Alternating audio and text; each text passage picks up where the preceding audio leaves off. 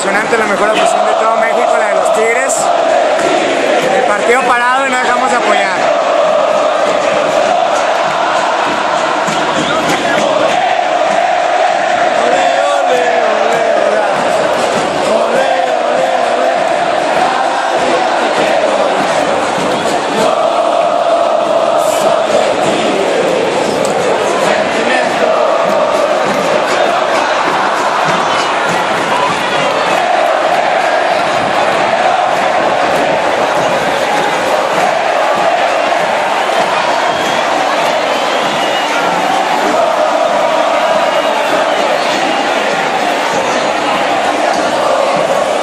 A la afición de Tigres, la mejor de todo México, los incomparables, la U de Nuevo León.